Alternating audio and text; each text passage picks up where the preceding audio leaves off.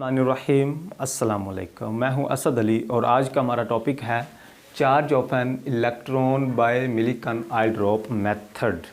ये एक साइंटिस्ट ने 1909 में ये एक्सपेरिमेंट किया था जिसका नाम था R.A. मिलीकन। तो ये उसी के नाम से मंसूब है। तो ये बहुत ही इंटरेस्टिंग ये टॉपिक है, बहुत इंटरेस्टिंग एक्सपेरिमेंट है और बहुत ही इजी है। आपने थोड़ा सा ध्यान देना है तो ये टॉपिक इंशाल्लाह आपको क्लियर हो जाएगा। तो पहले चलते हैं इस मेथड की, इस एक्सपेरिमेंट के लिए उसने जो जो चीज़ें इस्तेमाल की उनको डिस्कस करते हैं। इसकी डायग्राम देखते हैं। तो हम आ चुके हैं डायग्राम पे। तो इस डायग्राम पे ये हमारे पास पहले डिस्कस करते हैं। ये दो प्लेट्स हैं, एक को नाम दिया गया P और दूसरी को P प्राइम। ये जो P प्लेट है वो हमने नीचे लगाई है और एक जो P प्राइम प्लेट है वो ऊपर है और ऊपर P प्राइम प्लेट में एक होल मौजूद है। अब इन दोनों प्लेट्स को, ऊपर वाली प्लेट्स को हमने बैटरी के पॉजिटिव टर्मिनल से कनेक्ट कर दिया है और नीचे वाली प्लेट को बैटरी के नेगेटिव टर्मिनल से कनेक्ट कर दिया है। और इन दोनों प्लेट्स को उठा के हमने एक इस बड़े से कंटेनर में रख दिया। इसका मकसद ये है कि कंटेनर में रखने का कि जो जब हम ऑयल ड्रॉप इस गिराएंगे तो वो ऑयल ड्रॉप की जो मोशन है, हवा जो हेयर रेजिस्टेंस है उसकी वजह से डिस्टर्ब ना हो। तो बाहर की हेयर रेजिस्टेंस से ऑयल ड्रॉप को महफूज बनाने के लिए हमने ये सिस्टम एक कंटेनर के अंदर रख दिया। यहाँ पे हमारे पास एक है एटोमाइज़र। इसका काम ये है कि इसमें ऑयल भरा हुआ है और इसने उस ऑयल का स्प्रे करना है इन प्लेट्स के ऊपर। और इधर हमने प्लेट्स के ऊपर एक लगा दिया है माइक्रोस्कोप, जिसका मकसद है कि हम वो ड्रॉपलेट्स जिन पे एक्सपेरिमेंट कर रहे हैं उनको विजिबल कर सकें, उनको देख सकें।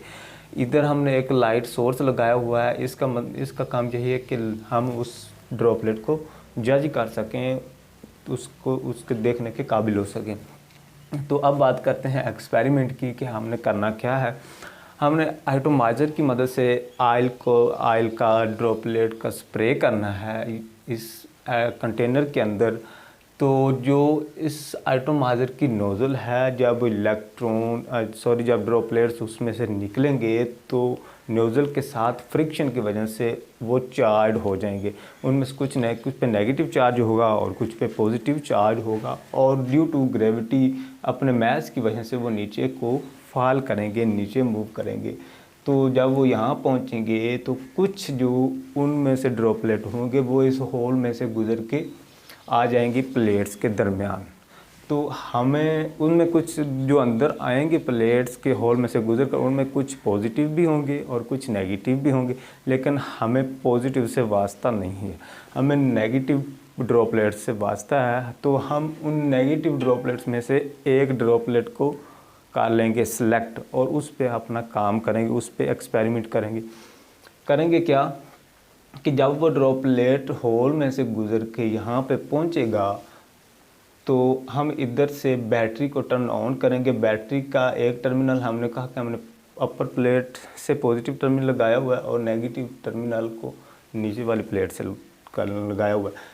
तो वो जब फॉल कर रहा होगा नीचे ड्यू टू ग्रेविटी, अपने वज़न की वजह से, अपने मैस की वजह से, तो हम इस पे अप्लाई करेंगे इन प्लेट्स के दरमियान पोटेंशियल डिफरेंस जब अप्लाई करेंगे तो क्या होगा कि इन पे हो जाएगा इलेक्ट्रिक फील्ड प्रोड्यूस और जो वो ड्रॉपलेट नेगेटिव चार्ज है उस पे इलेक्ट्रिक फोर्स लगेगी। अब ऊपर वाली प्लेट पे होना है पॉजिटिव, ऊपर वाली प्लेट पे पॉजिटिव चार्ज होंगे और नीचे वाली प्लेट को हमने नेगेटिव टर्मिनल से कनेक्ट किया तो उस पर नेगेटिव चार्ज होंगे। तो क्या होगा कि जो ड्रॉपलेट पे इलेक्ट्रिक फोर्स लगेगी वो पॉजिटिव प्लेट उसको अपनी तरफ अट्रैक्ट करेगी, यानी कि जो उस पर इलेक्ट्रिक फोर्स लगेगी वो अपवर्ड लगेगी और ग्रेविटेशनल फोर्स जो है वो लग रही है उस पर डाउनवर्ड। तो हमने इतना पोटेंशियल अप्लाई करना है, पोटेंशियल को इस तरह से एडजस्ट करना है कि उसकी वजह से जो इलेक्ट्रिक फोर्स लग रही है ड्रॉपलेट पर वो उस पे ड्रॉपलेट पे लगने वाली ग्रेविटेशनल फोर्स के इक्वल हो जाए। जब वो इक्वल हो जाएगी तो क्या होगा कि जो ड्रॉपलेट है वो तो यहाँ पे इन प्लेट्स के दरमियान रुक जाएगा, सस्पेंड हो जाएगा, क्योंकि जितनी उस पर फोर्स नीचे लग रही थी ग्रेविटेशनल फोर्स उतनी फोर्स उस पर ऊपर को लग रही है। तो दोनों फोर्सेस एक दूसरे के अमल को कैंसिल करेंगी तो वो वहाँ पे सस्पेंड हो जाए। कब होगा देखते हैं मैथमेटिकल फॉर्म इसकी। कि हमने कहा कि वो उस वक्त सस्पेंड होगा, हम जानते हैं कि जब हमारी ग्रेविटेशनल फोर्स Fg इक्वल हो जाएगी हमारी इलेक्ट्रिक फोर्स की।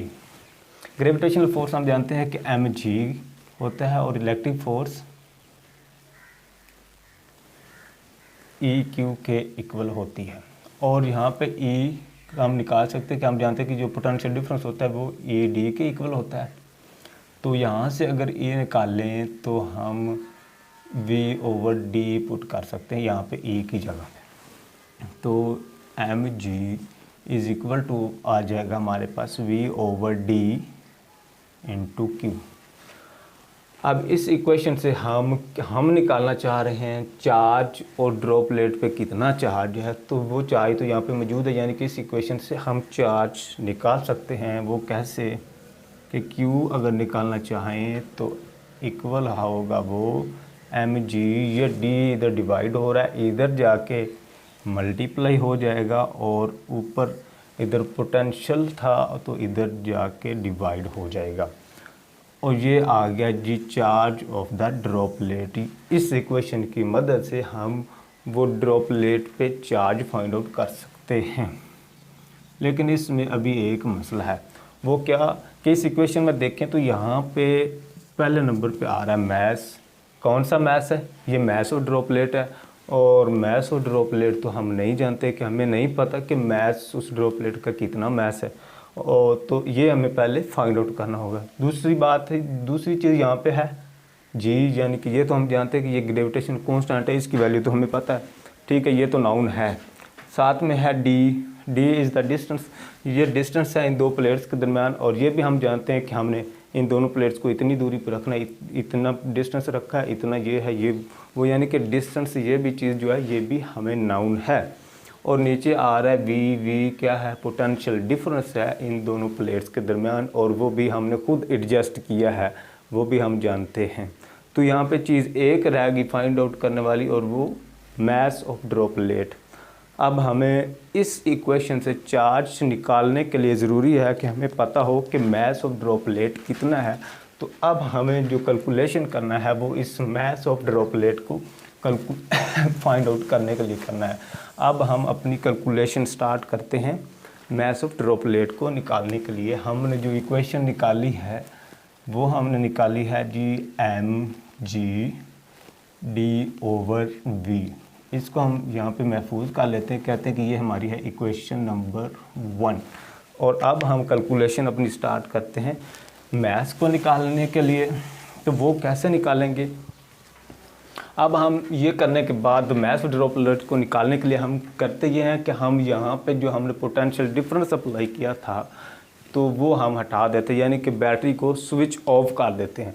तो क्या होगा, जो ही हम पोटेंशियल डिफरेंस हटाएंगे तो जो इस ड्रॉपलेट पे, जो ये ड्रॉपलेट है, इस पे जो इलेक्ट्रिक फोर्स लग रही थी वो ख़त्म हो जाएगी, क्योंकि इलेक्ट्रिक फोर्स तो थी इस बैटरी की वजह से, तो बैटरी तो हमने स्विच ऑफ कर दी। तो अब क्या होगा कि ड्यू टू ग्रेविटेशनल फोर्स जो उस ड्रॉपलेट पे लग रही है उसकी वजह से वो नीचे मूव करेगा, और नीचे मूव हेयर में से नीचे मूव कर रहा है। और ड्रॉपलेट आप जानते हैं बहुत छोटा पार्टिकल है, तो हेयर रेजिस्टेंस यानी कि हेयर उस पे एक फोर्स लगाएगी उसको ऊपर की तरफ, जिसको हम कहते हैं ड्रैग फोर्स। तो कितनी लगाएगी? तो वो जो ड्रैग फोर्स लगाएगी हेयर रेजिस्टेंस, उसकी वजह से जो पार्टिकल है ये एक कांस्टेंट यूनिफॉर्म वेलोसिटी के साथ मूव करेगा, जिसको हम कहते हैं टर्मिनल वेलोसिटी। टर्मिनल वेलोसिटी कोई भी ऑब्जेक्ट कब ऑब्टेन करता है? जब उस पे जितनी ग्रेविटेशनल फोर्स लग रही हो उतनी ही उस पे आगे से हेयर रेजिस्टेंस लग रही हो, जब बशर्ते कि वो हेयर मीडियम में से गुजर रहा हो। तो टर्मिनल वेलोसिटी गेन कर लेगा कब? तो जब उस पे लगने वाली जो हेयर रेजिस्टेंस होगी, जो ड्रैग फोर्स होगी, जो उसकी मोशन को अपोज कर रही है, वो इक्वल हो जाएगी फोर्स ऑफ ग्रेविटी के। तो वो टर्मिनल वेलोसिटी के साथ मूव करेगा। तो क्या होगा, जैसे कि इसको आप इस तरह समझ सकते हैं कि ये कैसे टर्मिनल वेलोसिटी के साथ यूनिफॉर्म वेलोसिटी के साथ मूव करेगा कि जब आप फ़ज़ा में फ्रॉग पार्टिकल देखते हैं तो ऐसा लगता है कि वो हवा में रुके हुए हैं, लेकिन वो एक यूनिफॉर्म वेलोसिटी के साथ नीचे मूव कर रहे होते हैं। जब हम देखें तो वो जो फ्रॉग पार्टिकल होते हैं वो नीचे गिर रहे होते हैं। तो इसी तरह बिल्कुल ये जो पार्टिकल है ड्रॉपलेट है, तो ये भी वो उस यूनिफॉर्म वेलोसिटी को टेन कर लेगा। हेयर रेजिस्टेंस, हेयर जो है वो उस पर ड्रैग फोर्स लगाएगी, तो वो एक टर्मिनल यूनिफॉर्म वेलोसिटी से नीचे मूव करेगा और उस वेलोसिटी को हम कहते हैं टर्मिनल वेलोसिटी। और कोई भी ऑब्जेक्ट टर्मिनल वेलोसिटी कब ऑब्टेन करता है, जब उस पे जो ग्रेविटेशनल फोर्स लगती है वो इक्वल हो जाती है ड्रैग फोर्स के। ग्रेविटेशनल फोर्स यानी कि mg हम जानते हैं, और ड्रैग फोर्स की वैल्यू भी हम जानते हैं कि ये इक्वल होती है 6 पाई ईटा r vt। यहाँ पे vt क्या है, टर्मिनल वेलोसिटी। तो ये एक इक्वेशन आ गई, हम इसको महफूज कर लेते हैं, कहते हैं कि ये इक्वेशन नंबर 2 है। अब हम मैथ्स को एक और तरह से निकाल सकते हैं। हमने मैथ्स वॉल्यूम और डेंसिटी का हम रिलेशन जानते हैं, यानी कि हमने पढ़ा हुआ है कि जो हमारे पास डेंसिटी होती है वो होती है मास ओवर वॉल्यूम।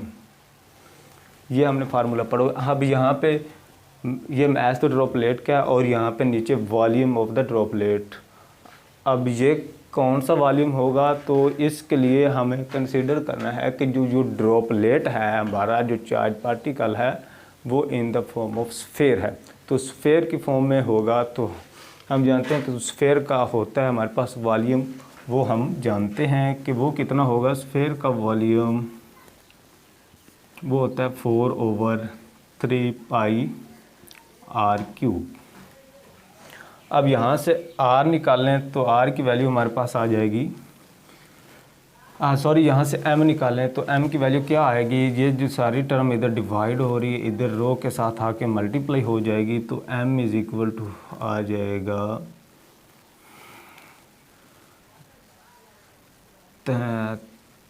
4/3 पाई r क्यूब। और ये रो, ये आ गई हमारे पास m की वैल्यू। अब इस m की वैल्यू को हम पुट करेंगे इक्वेशन नंबर 2 में। m की जगह पे तो वो पुट करते हैं, m की जगह पे अगर हम पुट करें 4/3 रो पाई r क्यूब, साथ में g वैसे, और इधर हमारे पास 6 पाई ईटा r v t। अब यहाँ पे कुछ सिंप्लीफिकेशंस हो सकती हैं, वो क्या क्या कि ये पाई इस पाई से कैंसिल हो गई, यहाँ पे इधर r क्यूब है तो इधर एक r से एक r कैंसिल और बाकी इधर r का स्क्वायर रह गया, और ये 4 2 पे और ये 6 3 ये भी कैंसिल हो सकते हैं। तो ये हो गया, बाकी हमारे पास रह गया 2/3 रो r स्क्वायर g, इधर रह गया 3 ईटा vt। हम यहाँ से निकालेंगे r की वैल्यू, वो क्या आएगी। अगर हम r निकालना चाहें तो r को इधर रहने देते हैं, r स्क्वायर इधर, बाकी सारी चीज़ें उधर चली जाएंगी। जो 3 इधर डिवाइड हो रहा है उधर 3 के साथ जाके हो जाएगा मल्टीप्लाई, तो ये हो गया 9। 2 इधर ऊपर था यानी कि मल्टीप्लाई हो रहा है, तो इधर आके डिवाइड हो गया, और इधर ऊपर है हमारे पास ईटा vt, और ये नीचे रो इधर मल्टीप्लाई था, इधर आके डिवाइड हो गया, और g भी आके डिवाइड हो गया। ये r स्क्वायर की वैल्यू आ गई। अगर हम r निकालें तो दोनों तरफ हमें इसके रूट लेना पड़ेगा, तो हम वो ले लेते हैं रो ओवर g। ये आ गई r की वैल्यू। अब क्या होगा कि r की ये जो वैल्यू आई है, इसको हम कहते हैं इक्वेशन नंबर 3। r की ये वाली वैल्यू हम उठा के पुट करेंगे इक्वेशन नंबर 2 में। यहाँ पे r की वैल्यू, तो यहाँ पे r की वैल्यू पुट करने से हमारे पास आ जाएगी यहाँ से m की वैल्यू, और वो वाली m की वैल्यू हम यूज़ करके इक्वेशन नंबर 1 में m की जगह पे निकाल लेंगे चार्ज की वैल्यू। तो इस तरह से हम ये चार्ज की वैल्यू इस एक्सपेरिमेंट से निकाल सकते हैं। कैसे, हमें निकाला r की ये वाली वैल्यू यूज़ करेंगे इक्वेशन नंबर 2 में r की जगह पे, तो हमारे पास m की वैल्यू आ जाएगी, और ये m की वैल्यू यूज़ करेंगे इक्वेशन नंबर 1 में, तो उस इक्वेशन से हम इजीली फाइंड आउट कर लेंगे चार्ज की वैल्यू। ये था आज का एक्सपेरिमेंट।